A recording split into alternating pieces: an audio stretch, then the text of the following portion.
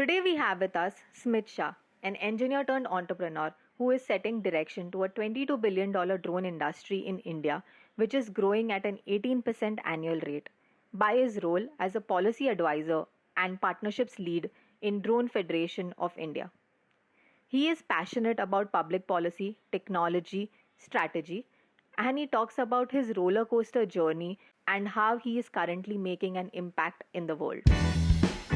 We are three friends who met in college and now are working in diverse fields across the globe. Curious to know about what our friends are up to. So here we are, connecting, talking, and learning from our friends. In this podcast, we are sharing extraordinary insights from our not so ordinary friends working in various industries and sharing their stories and their journey so far. These are your hosts, Hiloni Punathar Atit Kothari and Tapan Desai. And this is What the Hat. Subscribe to the podcast so you don't miss on any episodes. I think we'll just go back to the start to know about why engineering and how did you stumble upon DJ? Okay, so that's a really funny story.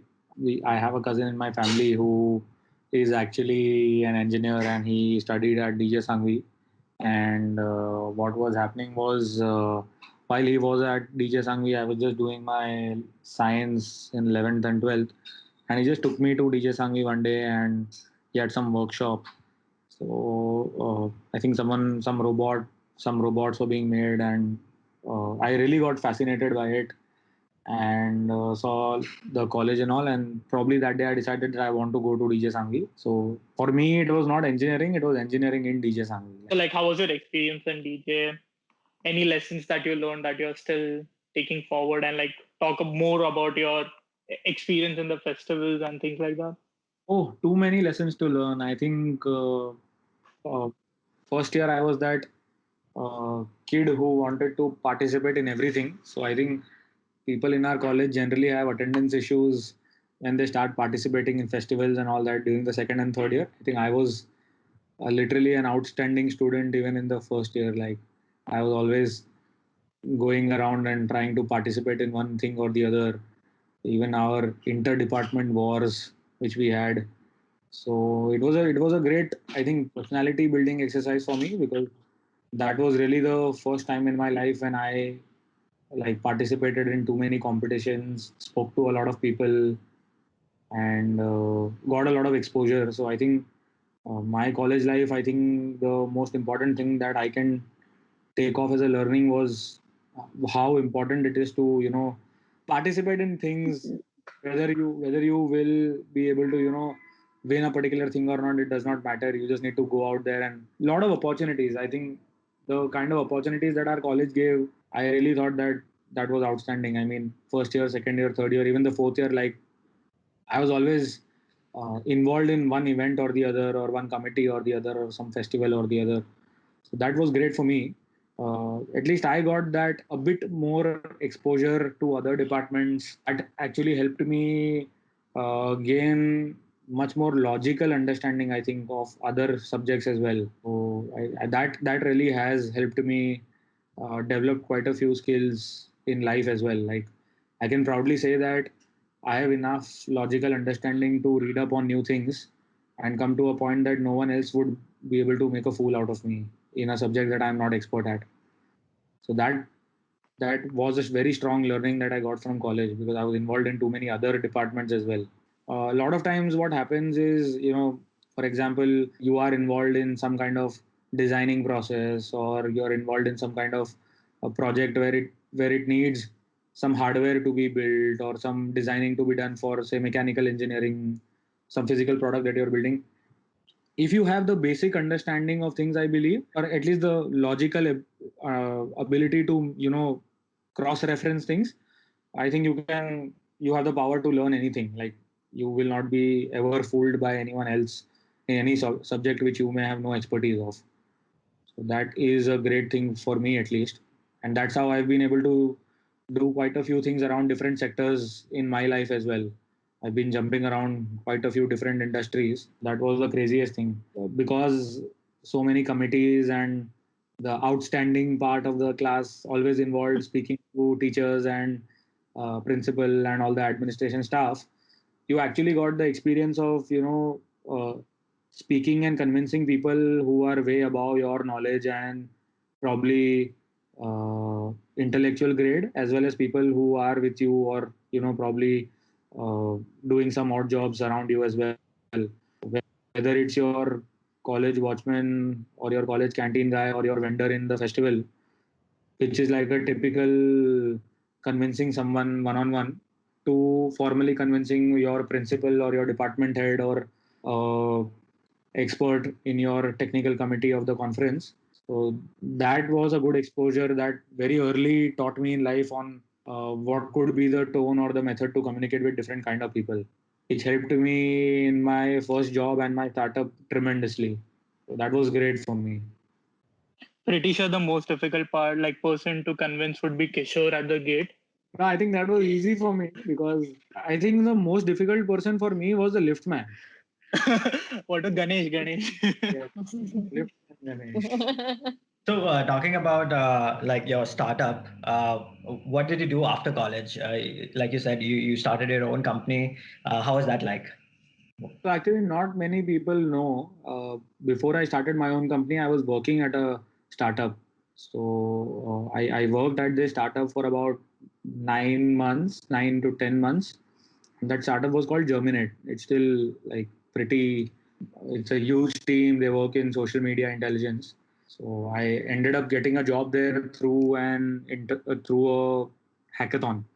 So they organized an hackathon, and again, this was the company where the same cousin had joined, and he again, probably like a godfather, introduced me to a hackathon that they were conducting, and and I went there, and they really liked my work. Again, that was a solution that we needed to be built, and we were placed, I think, third in the competition, but I was the only one who was offered a job, probably. So that was really great, and I didn't have to go through that entire cycle of interviews and all that. Right. Pretty happy to work there. So that was my first stint at actually working professionally. Before that, I was just doing some projects and odd jobs and quite a few things around building websites and all that during college. So you didn't sit for any of the college placements or anything like that? The funny thing about my college placement was that in semester 7, I had a KT. Uh, so ideally, I was not eligible for most of the placements, but like that KT got cleared in the revaluation. And that is when I decided that, anyways, I had a KT, I probably wouldn't get a job. Plus, the list of the companies that I was seeing, none of them I was really keen on joining because I was not sure whether I'll be coding or picking up phones and all. Because I'd heard this weird rumors of companies recruiting in huge numbers and then giving you ad hoc jobs. So I was really scared. I mean, I didn't want to start my career in anything like that. So that's when I decided that probably I will not sit for the job placement at all.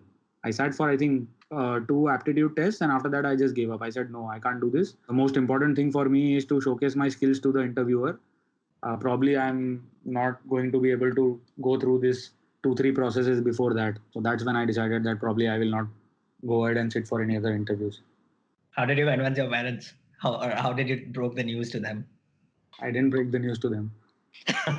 Smart. So, like, what was your journey from doing things in entertainment industry and then into social media intelligence and then suddenly moving to like a healthcare health tech startup? So everything has always been around technology. Like it's people generally talk to me about industries being the, as you mentioned, entertainment, social media, and healthcare. But for me, it's always been about the technology and the strategy around the technology solution. Traditionally, I got introduced to the company called Germinate, and I joined the company through a hackathon. And pretty interesting stuff happened. I mean, for the first day, I went and I joined the company, and I said, okay, what's my assignment? So they just gave me a test assignment to work on for the first week to just check my coding skills and my syntax and all of that. And 3 days later, I was still struggling with the assignment when my product manager actually came in, picked up my laptop and told me to follow him. And he put me in a room and he said, he broke the news that one of the funding rounds of the company was probably halted or cancelled. And we had about 2 months of time to build a new product from scratch to pitch it to the investors. So here I was in a room with the best UI UX developer of the company, the best product manager, the best solution architect, and the best backend engineer. And I was scratching my head as to why I was in that small room with them.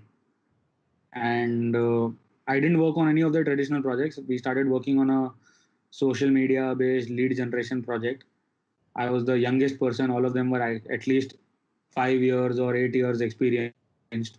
That I think was the most important thing that actually I believe helped me accelerate my career in whatever way it has. Like 8 months of working in that company has taught me so much because I was working with like the best people in the company. I think 6 months later, I was not just a developer. I was uh, working with my product manager and my CEO to brainstorm on solution ideas, features, product management, timelines, solution architecture, like everything except coding. So that was a really crazy time for me. Post that, business as usual. I mean, I was sitting in the office one day, working on, I think, one of the solutions that we were developing, and I got a call for some side hustle that I was trying to pitch for, and that's when the transition happened from Germinate to the healthcare company. That was really the story about Germinate. I think crazy colleagues, crazy times, and probably I was in the right situation at that company, which helped me a lot. Yeah, that was amazing. It must have been a pretty interesting experience working with people who are, who are developing like cutting edge solutions for sure. So what is a healthcare company? Yeah, so the healthcare company is CheckApp. Uh, it initially started out with speaking to my uh, like ex partner, that time client, about a solution that he wanted to build. So my partner had a one paragraph idea on what he wanted to do, and he was pretty clear that he wanted a technology solution around this. So we said, okay. I was a developer at that time who was trying to figure out a side hustle, and I met him, I think, twice. And because I had this experience of working in Germinate and uh, not just coding, but also working in the feature side of things and the solution architecture side of things, it probably was the best marriage at the right time. He was able to convert that one paragraph idea to literally a business plan, and both of us were sitting down for like, I think, 8 hours every day. I think I would leave office a little early, and initially started with 4 hours, 5 hours, and over the weekend we would sit the entire day, and we were brainstorming on how the app could actually be developed and all. And the primary idea I think that we were trying to address was that people generally in India don't focus on healthcare. Like we don't really give our health too much importance, and even people who have critical health problems, they don't really give importance to the health records side of things. Like we rarely would have seen people carrying Right. your health people carrying healthcare files to doctors, or during regular visits. Like I if you have like a test done, or if you have a surgery done and you're going for a follow-up visit, then the case is totally different. But let's say you're not well and you're going to the same doctor that you keep visiting generally, people don't really go with their health history. Neither does the doctor probably open up your healthcare history or look at your file from the previous visit. Most of it is generally on paper. So that was the core idea that we were trying to change, because we've generally seen all across the world, even in the Western countries, that if you don't take care of your health, even the small problems at the right time, these are the problems which generally become big when you are old. So uh, That was the core problem that we were trying to solve. And then it totally revolved around making an ecosystem. So CheckApp is envisioned to be a platform for all in the healthcare. So it connects a patient with the service provider, which is the doctors, hospitals, labs, and the pharmacies for booking appointments, ordering medicines, or ordering for lab tests. As well as when you walk into a doctor, it has this easy to use user interface where the doctor can actually create prescriptions. So we went ahead and we created a web solution, Android app, iOS app. And we also had integrated a handwriting board. So ideally, you write on a piece of paper and everything gets automatically scanned into your app and it automatically goes to your patient. So that's the complete solution that we built with the idea that probably in 1 year's time, you should be able to just go to any doctor in your city or in your state and probably show your Aadhaar card or your driving license, one of the government proofs, and you don't need to carry your records anywhere. The moment you punch in your Aadhaar card, all your health records are fetched from different healthcare service providers and it's available to the current doctor. So regardless of whether you're going to hospital A and then hospital B, probably in some different city altogether, it could be a shared connection of health records, which can keep fetching your healthcare records as and when required. So that was the core idea behind the company. Yeah, how big was your team? You said you had like iOS apps and Android apps and everything, plus like understanding the whole industry. Like, how big was your team? I think we were at one particular time more than 32 employees. Oh, okay. So Yeah, because we like the problem you're explaining, that's a huge problem to solve, right? like we had a I think we had a sales team of about 12 or 13 at one time, and then my co-founders, we had two, Apurva and Jay, and the rest of the team was a tech team. So, and I think we had some fantastic people in the team. So I wanted to ask. So you did a lot of brainstorming, like in all the stories that you mentioned so far. Like you were brought into a room where you guys didn't have any solutions, but had to come up with some sort of idea in 2 months to pitch to an investor. Then you were brainstorming about this company also, like how do we approach a certain problem. So do you have what does that look like for you? Like, do you have a systematic approach to brainstorming, or is it just a blue sky approach? I think when I approach the problem, I look at it from two angles. Uh, One, is tech really required to solve this problem? So that's the first thing that I try to approach the problem with, because what happens is generally, people try to create websites and enterprise apps for things which are totally, absolutely unnecessary as well. When you're doing it when you're a service provider or a solution builder and you're doing it for a client, it's a totally different thing because you're getting paid for it. But when you're going to earn bread out of the same business idea, you really need to think whether this is the right solution to put effort in and whether this particular effort is going to make money. So I really try to look at it from two angles, whether tech is really necessary in the problem at hand and whether the solution that I am thinking is ideally going to help the user solve his problem. So what happens is generally, whenever you're, at least this has been my experience, whenever people are brainstorming about solutions to problems, uh, you don't really get into the shoes of the user. You just assume the problem and you start building a solution on your own. But we really forget about whether the customer is that educated or not, whether he is that tech savvy or not, whether he is really uh, you know uh, that experienced that he'll be able to sort of adopt your solution. So I look at things from that angle, and then probably depending on what the problem is at hand, there are different models that one could adopt and solve problems. Yeah, I agree with your first point, especially, and not just technology. I feel even within technology, like while I was working in consulting, my clients would approach me and tell me like, can we get a dashboard created and like on a Tableau dashboard, visualizing the data that we provide. And then when they send over the data, it's 5 rows of data. So like like they just hear about things and like they want to implement something, but like in that case a graph would make more sense, which can be created on Excel, right? So I mean, totally. When I was running CheckApp, we had so many people. Like whenever we would go to pitch to a few investors, blockchain at that time was the new buzzword, and yes. people just keep asking. All this is fine, but can you convert your database to a blockchain-based database so that you can make sure that the health records are intact and they are secure and all of that? And I said, yeah, definitely we can do that, but we don't think it is required. Right.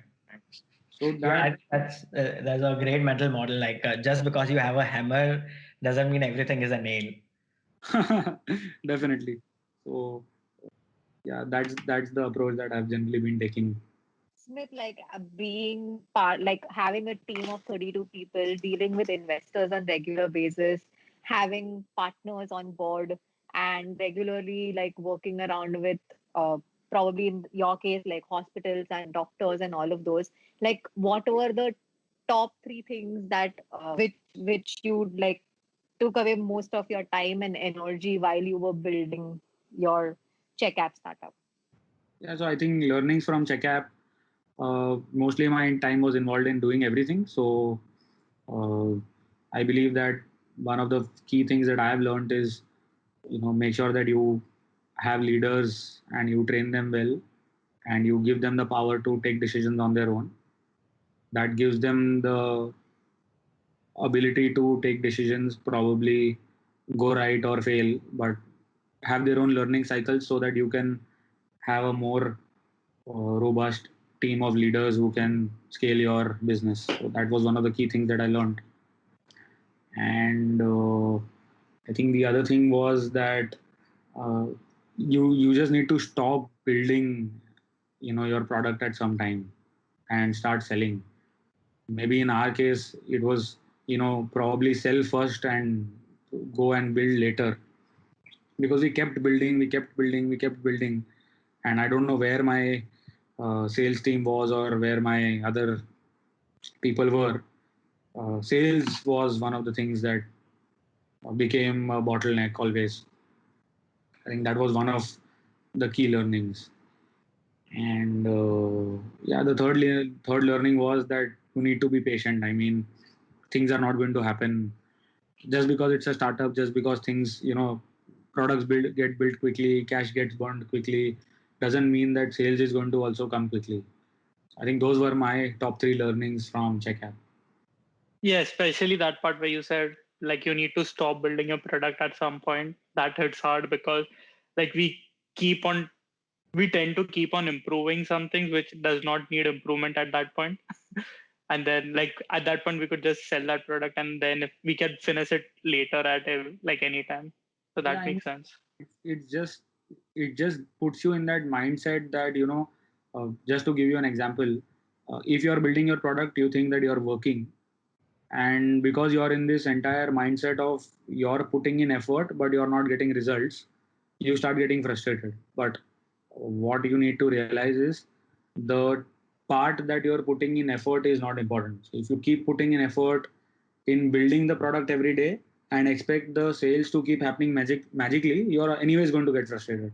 So that was a really key learning that me and my team learned. Actually, it is my tech team. You just need to stop building. Like, I'm not saying you need to slow down, I'm saying you need to stop building, and the entire leadership team has to start focusing on just selling. Wow, I think I absolutely agree. I mean, I still have like clients on board and they believe that the worldview of their customer is X. But when we actually like get the product out and rolling, and based on the analytics and statistics that we find, it's actually a lot different from what is assumed. And a lot of time the consumption pattern changes or the behavior that was assumed would be ideal for the scenario changes. So I think it has to be a constant mix of development test, and reiterate based on who your ideal consumer is gonna be. So Yeah, I I mean, think that's something a lot of startups should aim at. and I'm the like chief of selling yourself right now, because what what what I've learned from CheckApp is you need to keep selling your product till the time that you have more inquiries than you can you can service on your own.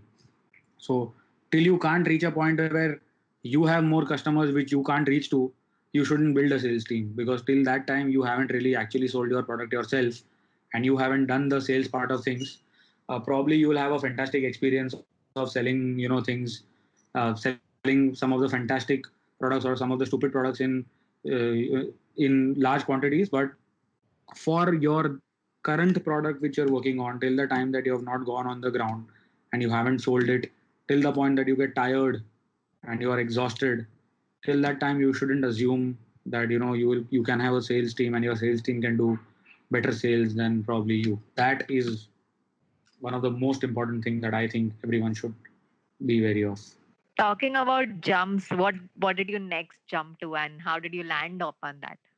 Oh, this is a really interesting uh, story. So I was so where I had the office of CheckApp. I mean, there was another company just above on they had an office just above our office, and they were into drones. So they were a part of an organization, an industry association called the Drone Federation of India. And one of my friends actually joined the organization as the director of operations, and he was working on building an event, the annual conference that we now have, and we call it the Drone Festival of India. So that's when we started interacting. I had some free time because we were almost on a break for CheckApp. We were just like we had a meeting and we decided that we need to sort of break for some time, observe the situation, and then regroup probably.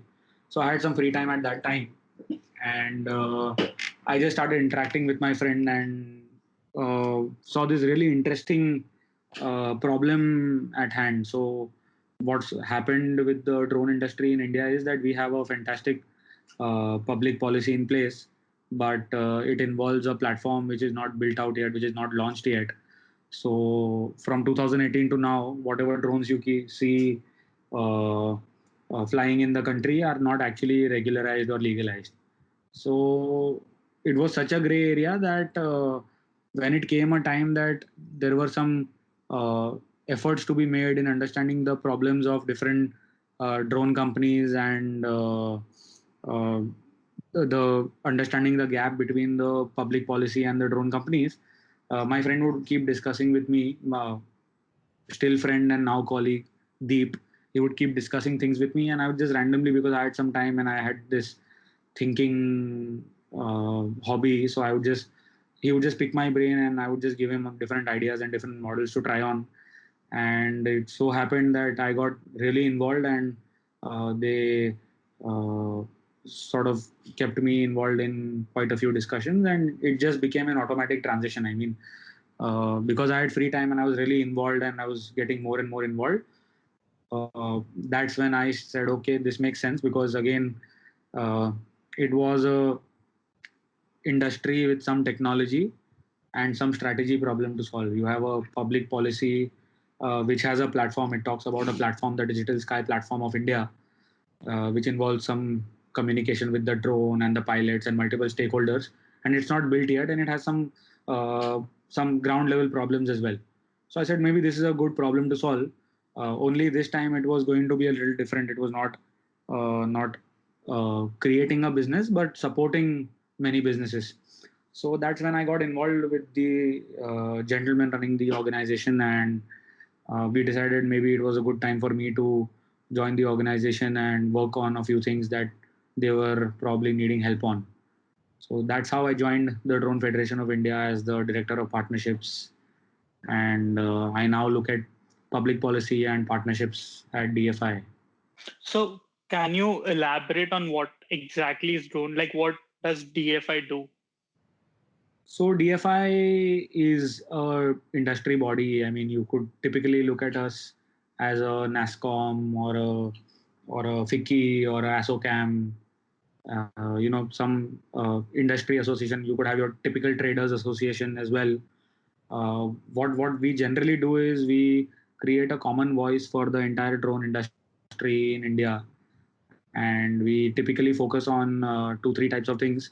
building a community of people within a single umbrella, uh, taking their voice and their inputs and doing some public policy advocacy to make sure that the policy is built in such a way that it supports the industry first while taking care of the safety and security aspects. And we also work on some knowledge transfers and technology transfers wherever we think that some large scale projects need advisory or need some kind of technology introduction within the country or collaboration of more than one companies. So we help facilitate that. Okay, that's interesting. And you said you were the director of partnerships, right? Yep. So like what does your role entail? Like what do you do? Who do you partner with? So my role generally has three aspects. My first part involves around making sure that I can take the problems of the drone industry to the regulator and we can change the regulation. It's not about just giving suggestions and then waiting for things to happen on their own. How can we make sure that we can sit down with the regulator and actually help them on a daily basis to solve problems? So that is the first part of things. The second part of things more would be on a technology transfer. So there is a fantastic company which has a very good drone, whereas there is another company which has a very good payload or a LiDAR sensor, which is generally used for mapping three-dimensional interfaces. How do you help them handshake? How do you help them talk to each other, speak to each other, exchange technology? That would be there. And then we would have large-scale oil and gas companies who would want some kind of drone solutions. We have a large agriculture company who wants to start offering drone based surveying and spraying solutions to all their farmers. So how do you actually make sure that these companies can actually marry to each other and they have the right vendors, they have the right support? So that would be the primary things that I generally work with. And the last thing would be making sure that we can help do some technology transfers from outside and promote the entire Make in India initiative that we have. So we can have much better technology, bring it out here in India, and that could actually help accelerate the innovation here in India because we could learn from the best and start making stuff in India as well. So that is generally what my job revolves around. And you said like solving problems of companies. So do you have an example of a problem that you saw while working with these companies, which were like across the industry or something? Some example like that. There were two problems. I'll take you guys back a little to what the drone industry problem is and where it started. We typically didn't have any drone regulations, let's say in 2012, 2013. The drone would typically be considered like a camera, and anyone who was operating the drone would approach the local police and take the normal photography that would be taken for your typical wedding photography or your filming photography, videography from the municipal corporation and the police. So that's how things were happening. And a very famous pizza chain at that time thought of doing a viral PR activity where they attached a pizza box on the drone and flew the drone from one part of the city to the other. Uh, that's what the PR article said. While they just took off the drone and did a small flight, and because it became such a viral sensation, the Ministry of Home Affairs, within a very short notice, actually brought a blanket ban on use of drones. So 2014, we had an order from the Ministry of Home Affairs which stated that the use of drones in India is completely illegal and further laws would be formulated till such time any and every kind of drone projects would have to be on a case-to-case basis by the permission of Ministry of Home Affairs, Ministry of Defense, DGCA, and Ministry of Civil Aviation. So it typically started there, and it took us a good amount of 4 years till 2018 to come up with the first set of drone regulations. The first set of drone regulations also envisioned a very tech heavy, uh, tech heavy digital sky project, which would become the platform where all the just like you have the Aadhaar for your biometric identity, this would be the central platform for any and every kind of drone related activity in the country. So, because this platform, because earlier the drone regulations were not in place, and because this platform is still not live, everyone typically has the problem of uh, regularizing their drones or legalizing their drones. So that is the common problem. So we actually sat down and we understood what are the gaps in the regulation versus what is the technology gap that the industry currently has. And then by way of meetings, white papers with the relevant stakeholders at the ministry, we did some presentations about what the core problem is and how companies are losing revenue and shutting down on an every week basis. The problem is such that you would be a 10 people startup and you would not be able to do your operations in a very large scale because your primary operations are semi legal. They are not really legal, but they are not really illegal as well. At this typical time, you wouldn't have VCs funding you, and because VCs wouldn't fund you, you wouldn't be able to scale, and it was not possible to have the journey very organic if you want to take your company to the next level very quickly. So taking all of this to the ministry and actually making sure that development starts happening in an accelerated pace was the goal. And probably we are one of the fundamental organizations because of which there is an there is a probably a startup like mode in the ministry right now where work is happening literally on an everyday basis. Like an outsider would literally be surprised on the speed at which the drone regulations are now evolving and the platform is now being built. So that is really crazy according to me. And that's what has been the fundamental thing that I've been able to contribute very recently. And the platform you were talking about, that's Wow. Digital Sky. Yes.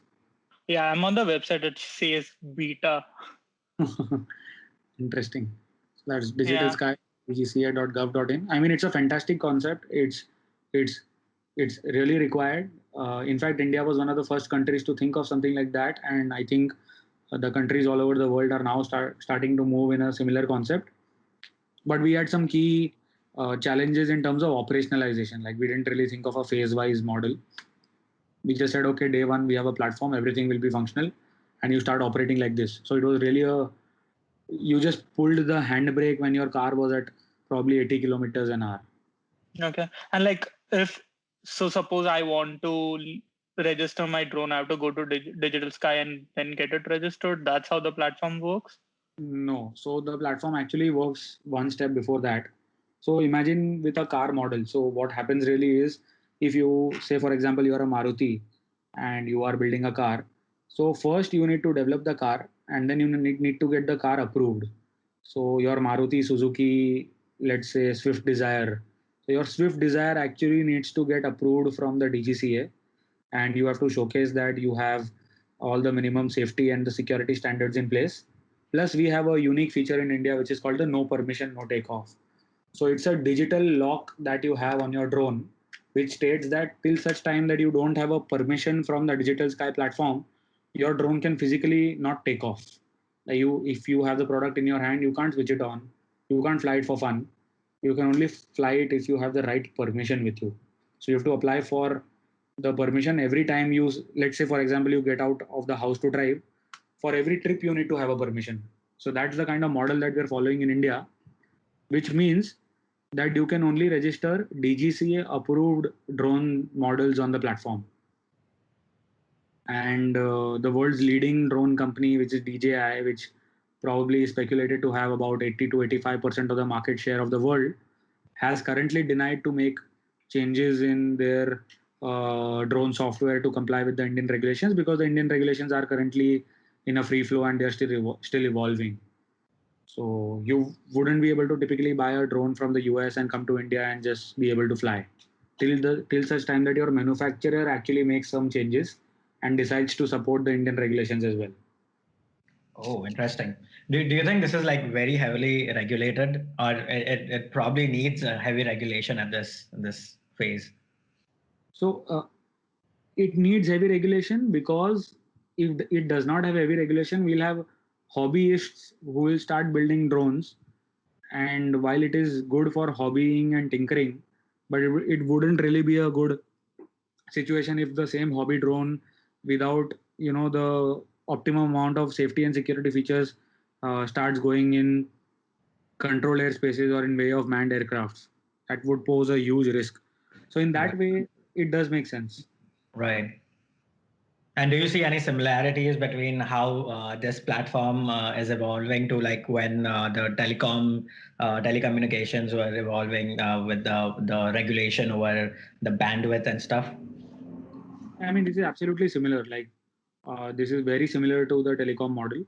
In fact, not just the policy and the operational model, but I believe that the way uh, solutions are going to be built, the way the solutions are going to be priced and they are going to be used is going to be a lot similar to the telecom model in India. Plus, the Indian regulations actually give a huge benefit to the companies who are manufacturing drones in India, because typically when you're making a product in a country, you would first start complying to the company which is to the country which is local to you, your home country, and then when you are in a position to scale, you would start looking at other regulations, other compliances in different countries. So while the world's leading companies have a big market all around the world, the Indian companies have their first market in India, and because the regulation is really unique, it gives them a competitive advantage right here on the home turf. I see. Okay. And you don't think that this puts India in a a backseat because of so many companies have to regulate according to India's guidelines? New companies wouldn't invest or they wouldn't want to sell their products to India. That do you think that is Actually, I a think it's factor? opposite. It's absolutely opposite, because with this, what has happened is we have more companies who are trying to manufacture drones in India, because everywhere all across the world, at least in the general drone industry, we have these 3 4 companies who have huge dominance, and people are more focused on buying drones and creating solutions rather than manufacturing drones. Like, that has become a big challenge. Right. And with this, what's happening is we are seeing innovation on both the fronts. Definitely, the solution industry, the drone solutions are evolving and they are almost at par at what is happening across the world. But we are also seeing a lot of drone manufacturing being promoted. So I think that is a huge benefit. And this is typically like the ISRO condition. We tested out the nuclear bomb at the Pokhran range, and everyone just isolated India, and we didn't really get support in terms of developing our space technology. And Right. because we were so isolated, we could build a lot of capacity internally. We could build a lot of the technology in house as well. So I think that is the similar condition with the drone industry here as well, because our regulations isolate different drones from manufactured from all across the world. It also gives us a very competitive advantage to start focusing on manufacturing, at least in some of the industries in India. We don't really focus heavily on manufacturing in India, even with Make in India being promoted so much. The electronics and all of that is still being outsourced to Taiwan, Japan, China, and all these countries. Right. This is giving a huge benefit to focusing on the Make in India and the manufacturing space in India as well. Makes sense. Yeah. And like, what are some of the Indian manufacturers that you know about that comply with this policy at this moment? We have about 10 manufacturers now. Their names are on the Digital Sky website as well. And we keep working on an everyday basis with all these companies to understand further on how we can help them, or probably they can help the other companies in the industry as well. Makes sense. And then, like, how do you enforce this policy? Like, as you said, there are 10 companies that manufacture drones which are in compliance with the policy. Like, how do you go about enforcing this policy? Plus, like, how do you know which drones are legal versus not legal? Yeah, so there are two ways of enforcement. The first one would be during procurement. So we try to advocate in such a way that all the, like, if you want to legally procure, then one of the requirements has to be that your drone has to be registered with the DGCA in India, right? I mean, it would be an offense if someone officially procures a drone without that condition in India by law. So that is one way of automatic enforcement, because companies who are procuring drones wouldn't want to be on the wrong side of legality, wrong side of law in India. And the other part would be typically more on a operations or an on ground level, where you're uh, after the Digital Sky platform is launched completely and everything is in place, all your local enforcement agencies and everyone would ideally be easily able to know whether you're flying a compliant drone or not, because it's very easy to check. At least in the vision that the Digital Sky has, it's very easy to check whether a drone flying over your head is actually registered or not. There is an entire mechanism in place, even for a uninvolved person as well. I had a very light drone. I think it was less than 100 grams when I was in US. So they gave me, like, I had to register, I had to pay some amount, I had to register, and then they gave me a license number, which I had to stick to my drone whenever I flew it outside. So is that something that would be applicable here as well? For drones which are 250 grams and less, there is a similar model. You can register your drone and you can fly in some of the areas. Like if you want to fly in your areas which are sensitive or which are around the airports and all, then you need a different drone. But apart from that, generally in areas which are the typical green zones, as we call it, you can fly those drones below 250 grams without any modification or without any changes. But when it comes to drones which are heavier than 250 grams, you need to have that no permission, no takeoff modification inside your drone. So typically, you will not be able to fly your drone without filing your flight plan. If you want to fly over your head, you still need to go to the app that Digital Sky would provide or the website. You would need to draw a box in the area that you're flying, give the date and time for which you're flying, and then you would get a small file, which is your permission called the flight permit or the permission artifact that you need to copy paste in your drone or you need to put in your drone software. Only after which the drone would get unlocked. And even after unlocking, it will be geo fenced in that area. So if you try to get out of that area, the drone will physically not go outside. So that is the concept of no permission, no takeoff. And with no permission, no takeoff, enforcement is really automatic in real time. How soon do you think we'll be able to get drone-based deliveries? Oh, drone deliveries. We have started. So the Airport Authority of India has started giving approval to something called as the BVLOS experiments in India, beyond visual line of sight drone drones in India, which has the use cases of delivering medicines, delivering parcels, or inspecting long range pipelines or border security fences and all those things, where your drone goes beyond your visual line of sight. You can't see the drone and the drone is still autonomously flying far away. Right. Experiments have begun. My best estimate would be that we could see a drone delivery, at least in the rural parts of India, as soon as within uh, 18 to 20 months, probably 1.5 to 2 years of time in India. And like Typically, Smith, has like the current scenario of COVID probably been able to expedite the overall understanding of drones and drones usage in India right now? Oh, definitely. I mean, with COVID, the best part that has happened is every single person who had a drone at their home has come out and has come out in large numbers to help different types of agencies, whether it would be the local police or it would be the municipal corporation or it would be the district disaster management authority. People have just gone out and given their drones to all these agencies and said, tell us what you need and we will fly for you. They've not just given out their drones on a commercial model, but they've really gone out and done the operations on a no cost basis. So that has truly shown the entire country the potential of drones, and probably has shifted the conversation from more of a security threat to a good to have application sort of mindset. Definitely. I saw some videos where they were making public announcements using a drone. I think it was in Kerala or somewhere. Yeah, I mean it's happening all across the country. I think currently, even from a Drone Federation of India level, what we have done is we've been able to convince a few venture capitalists to raise a grant, and what we are doing is every drone pilot which is actually going out there and typically helping the police, we are helping them in two ways. One, ideally, so drone pilots cannot work from home, right? So they can't really do anything, and their primary job is to go out and fly. And because they fly most of them being the contract-based drone pilots. They only get paid when they fly for projects.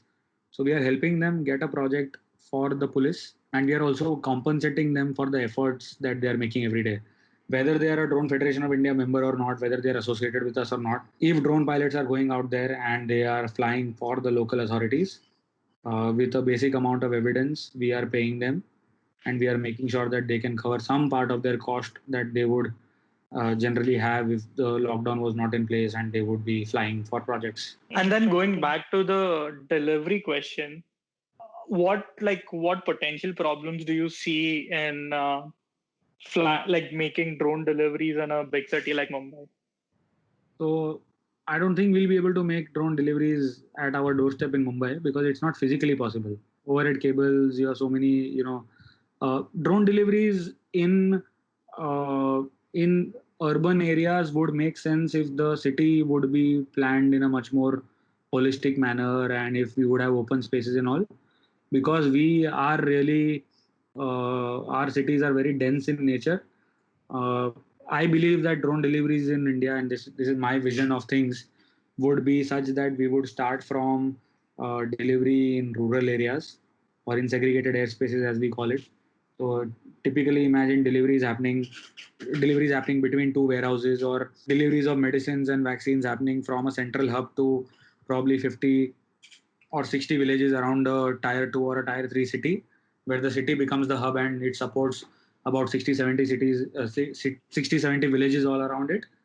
So that would be the first part of things. And post that, we would start seeing more deliveries or more such applications coming towards the urban areas.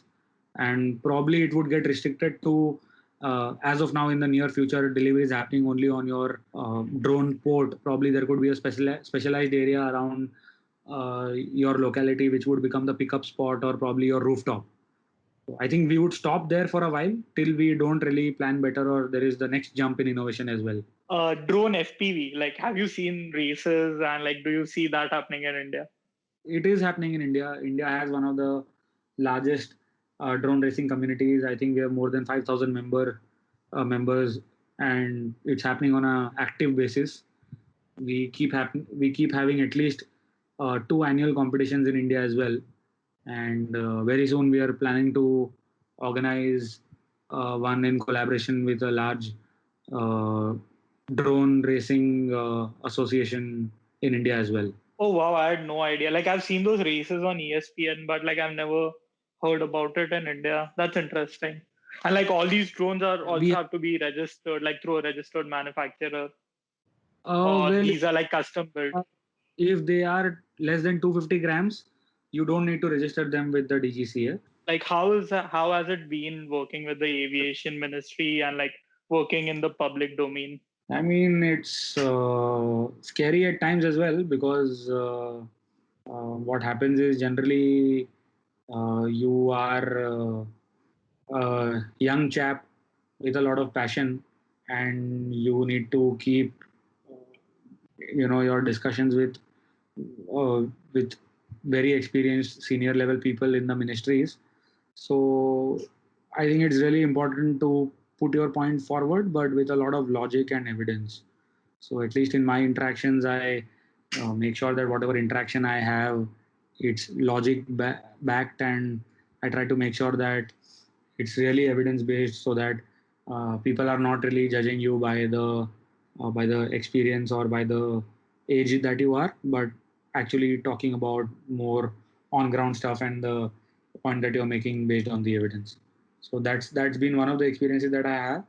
Uh, Plus, it's a great learning experience. I mean, at least after being somewhat a part of the system, or at least interacting so closely with the government, uh, I think common people have just a different understanding of the government. The government, if approached correctly, is the uh, best authority to solve your problems, and it's very open. At least the government that we have in India right now, I think all of them want to work, and all of them are very optimistic, and they are all hardworking. And my experience is totally different than what I thought it would be like. Like they all work just like a company, any other organization. at a young age form a bias against the government, but at least you're working with the system in the system and then helping them improve it. So kudos to you.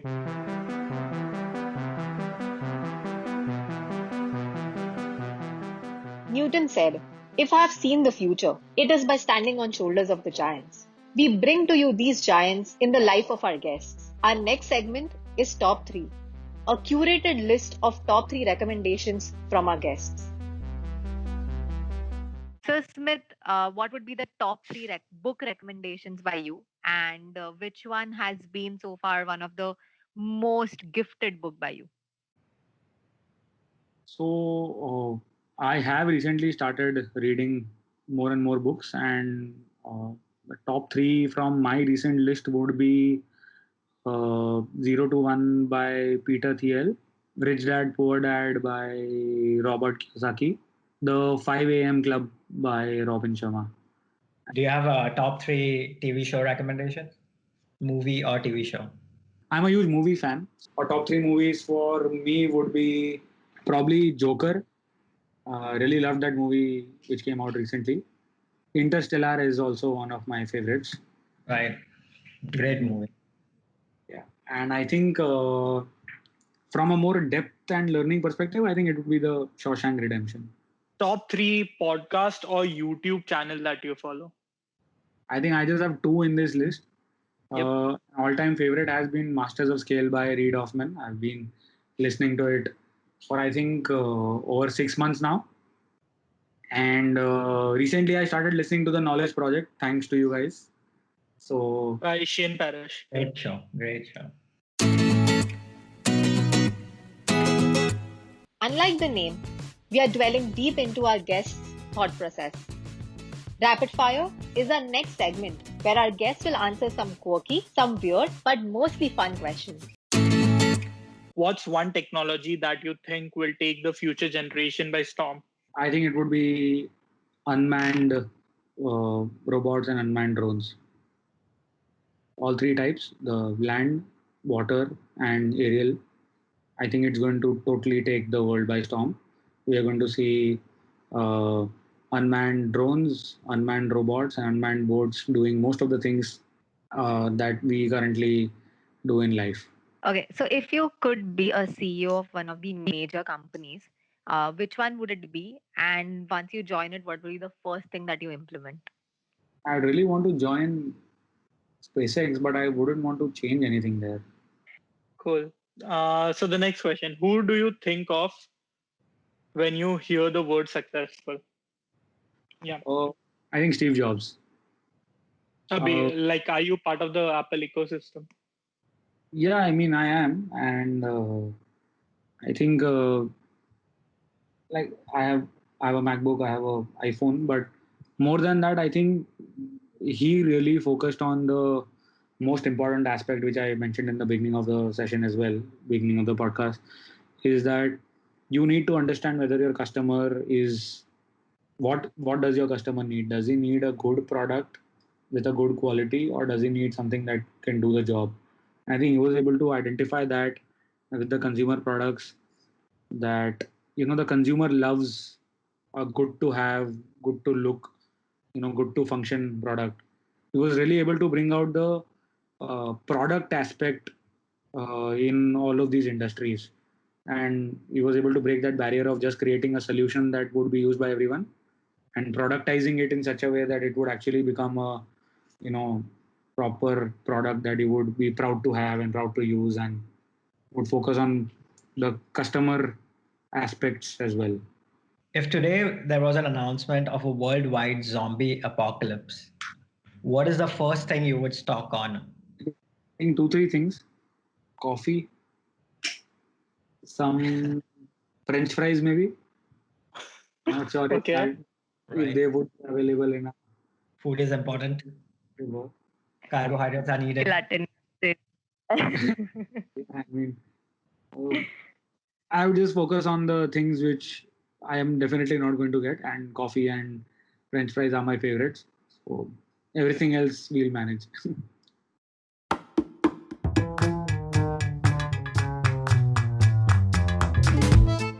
segment is called Not the Onion, presenting 4 news articles that are mind-blowingly ridiculous that they could have been written by The Onion, a satirical news company. However, one is a fake article created by us. You have to guess which one is not The Onion. Article 1. Frontier will charge up to $89 for social distancing on flights. While we believe the best measure to keep everyone healthy is to require face coverings for those who want an empty seat next to them for extra peace of mind or simply additional comfort, we are now offering more room, said the Frontier CEO in a statement. The extra fee for a guaranteed empty middle seat will be between $39 and $89 depending on the route.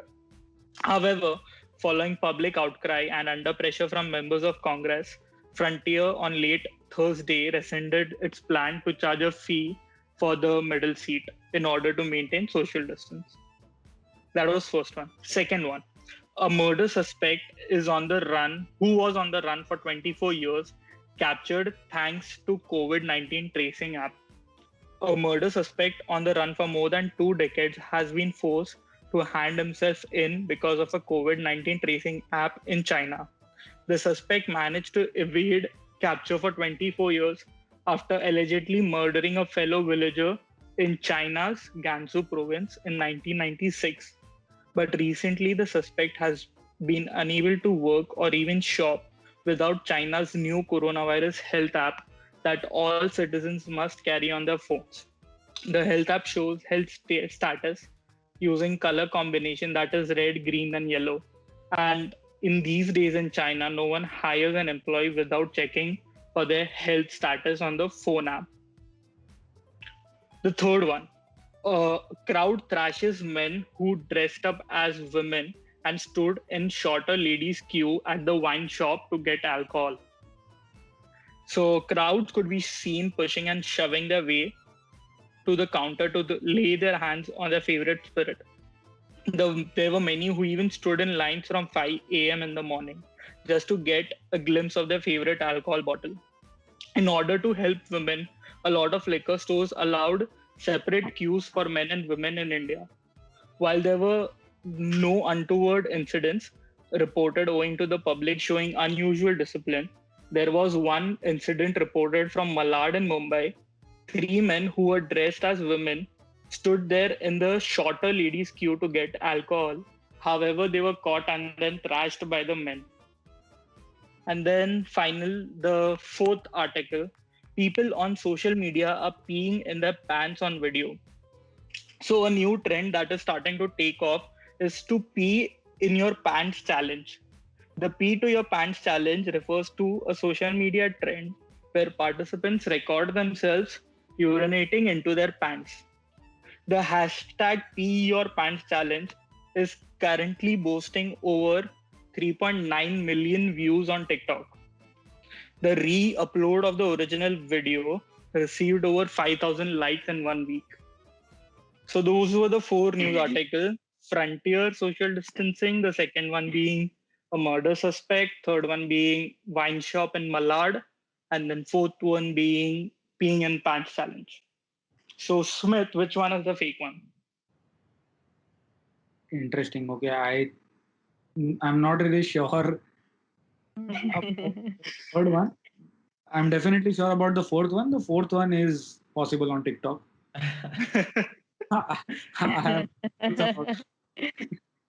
Anything can happen on TikTok, and no one can sort of deny that something like that is not possible on TikTok. Yeah. Also, recently the alcohol shops were open for a day, and probably people were desperate enough. So maybe option 3, the wine shop one. I think go with Wine that. shop? Yes, because I haven't really heard about that, surprisingly. Okay. Mm-hmm. Atit. I'll go with the murder suspect one. Okay. Oh, Pee. even I was gonna go with that. So you can still go with that. It's fine. Oh, Eleni, what's I your final know P answer? the challenge is true. I know P the challenge is true. So do crazy things are happening on TikTok. I don't know why, but yeah, I think for me also it was a murder suspect one because Anything can happen on TikTok.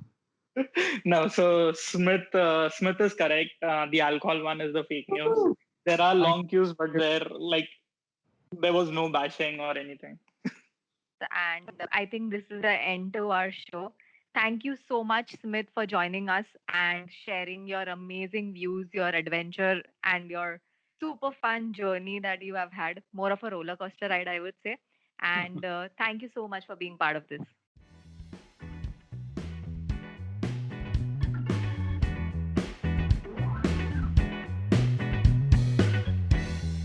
So that's about it, folks. We will be back next week with another guest and another story. We would love to hear your thoughts about the episode. Feel free to reach out to us on Instagram, Twitter, or Facebook. You can just search What the Hat Podcast. Also, subscribe to us on Spotify, Apple Podcasts, Castbox, YouTube, or wherever you get your podcast from, so you never miss out on the next episode. This is Hiloni, Atit, and Tapan signing off, and this was What the Hat.